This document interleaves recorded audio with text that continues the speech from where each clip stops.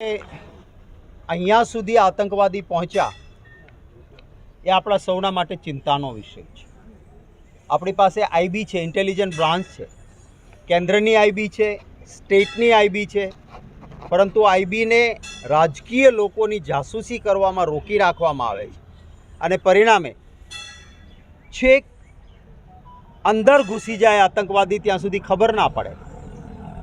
આ તો ઠીક થયું કે પકડાયા, નહીં તો શું હાલત થાય. બીજી તરફ ભારતીય જનતા પાર્ટીના નેતાઓ મોટી મોટી વાતો કરે છે, આતંકવાદ અમે સાવ મટાવી દીધો. તો પછી આતંકવાદી ક્યાંથી જમીનમાંથી ઉગ્યા?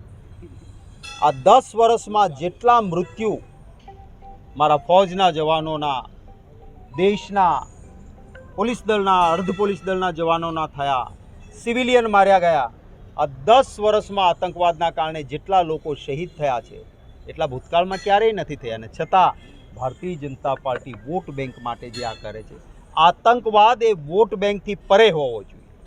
દેશની સુરક્ષા માટે આતંકવાદના નામે રાજનીતિ જ ન હોય. કોંગ્રેસે ક્યારેય નથી કરી. રઘુનાથ મંદિર પર હુમલો થયો, હરેન પંડ્યાની હત્યા થઈ, લાલ કિલ્લા પર હુમલો થયો, પાર્લામેન્ટમાં હુમલો થયો, અક્ષરધામમાં હુમલો થયો. અહીંયાથી આતંકવાદીને ભાજપની સરકારમાં કાંધાર જઈને છોડી આવ્યા, પણ આતંકવાદના નામે મેં રાજકારણ નથી કર્યું. આજે પણ હું કહીશ કે ઇન્ટેલિજન્ટ બ્રાન્ચનો પત્રકારો, ઉદ્યોગપતિઓ, વિરોધ પક્ષના, ઇન્ડિયા ગઠબંધનના નેતાઓની જાસૂસીમાં ન વાપરો. દેશની સુરક્ષા માટે આઈબીને કામ કરવા દો, તો સરહદ પર જ પકડાઈ જશે. અહીંયા સુધી આતંકવાદી નહીં ઘૂસી શકે. સરકાર આની શીખ લે એવી માંગ જરૂર કરું છું. Thank you. એવું કહેવાય છે કે સદીઓમાં કોઈક એવી હસ્તી થતી હોય છે કે જેમને સમાજ વર્ષો વર્ષો સુધી યાદ કર્યા કરે છે. રાજીવ ગાંધીજી એક એવી વ્યક્તિ કે જેમણે 21મી સદીનું સ્વપ્ન જોયું આપણા દેશ માટે, અને એક દીર્ઘદ્રષ્ટિથી રાજીવ ગાંધીજીએ જે કામ કર્યું એના મીઠા ફળ દેશને પ્રાપ્ત થયા. જ્યારે એમણે કોમ્પ્યુટરની વાત કરીને કોમ્પ્યુટર આ દેશમાં લાવ્યા, ત્યારે કેટલાક લોકોએ એમનો વિરોધ કરેલો હતો કે કોમ્પ્યુટર આવવાથી દેશ બરબાદ થશે. પરંતુ એ એમની દીર્ઘદ્રષ્ટિ હતી કે કોમ્પ્યુટર આવ્યું હતું તો આજે બેંગ્લોરમાં કે અમદાવાદમાં બેઠેલો વ્યક્તિ એ ઓનલાઈન અમેરિકા, યુરોપ કે ઇંગ્લેન્ડનું કામ કરીને ડોલર કે પાઉન્ડમાં કમાઈ શકે છે. એ એમની દીર્ઘદ્રષ્ટિ હતી કે જે ઊંચાઈ અને જે ઠંડીમાં દુશ્મનો સામે લડવાનું છે ત્યાં કોઈ એવી ગન હોવી જોઈએ કે જે કામ લાગે. અને બોફોર્સ ગન લાવ્યા. ખૂબ આક્ષેપો થયા એમના સામે કે બોફોર્સમાં રાજીવ ગાંધીએ પૈસા ખાધા છે. ભારતીય જનતા પાર્ટીની કેન્દ્રમાં સરકાર હતી અને એ જ સમયે હાઈકોર્ટ અને સુપ્રીમ કોર્ટમાંથી ક્લીન ચીટ મળી કે બોફોર્સમાં રાજીવ ગાંધીએ 1 રૂપિયો ખાધો નથી.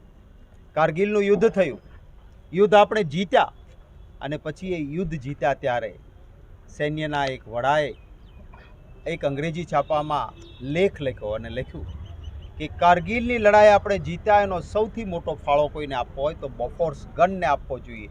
કારણ કે એ ઊંચાઈ અને એ ઠંડીમાં બીજું કોઈ હથિયાર કામ નહોતું લાગતું. બોફોર્સ ગન હતી તો અમે જીતી શક્યા. આ રાજીવ ગાંધીની દીર્ઘદ્રષ્ટિ હતી. એમણે હંમેશા સામાન્ય લોકોની ચિંતા કરી, દંભથી દૂર રહ્યા. આપણા ગુજરાતમાં દુષ્કાળનો સમય હતો ત્યારે સતત લોકોની વચ્ચે પહોંચ્યા. કોંગ્રેસ પાર્ટીને કહ્યું કે બધું જ સરકાર કરે એમ નહીં, કોંગ્રેસ પાર્ટી આ વ્યવસ્થા કરે.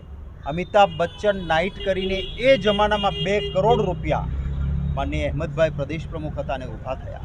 અને ગુજરાતમાં દરેક રાહત કામ પર છાશનું વિતરણ થયું, છાશની વ્યવસ્થા થઈ. એક એવી વ્યક્તિ, વિરલ વ્યક્તિ કે જેમણે દુષ્કાળ દરમિયાન એક પણ માલઢોરને મુશ્કેલી ન પડે એ વખતમાં, જેને ગામડાઓમાં ઘાસની તંગી કહેતા, વાયરથી બાંધેલી આવે, દક્ષિણ ભારતમાંથી દૂર દૂરથી લાવીને પણ એક પણ ગાય કે મૂંગું પશુ એ ઘાસ વગરનું ના રહે, આ વ્યવસ્થા એમણે કરી. 2 જ સંસદ સભ્યો ભાજપના ચૂંટાયેલા હતા સંસદમાં. ધાર્યું હોત તો એને ખરીદી શકે, ડરાવી શકે, ईडी सीबीआई मोकले पण नहीं, एमणे पार्लियामेंटना फ्लोर ઉપરથી કહેલું કે ये दो है पर मेरे लिए उनका मान सम्मान एक प्रबल विरोधी दल का।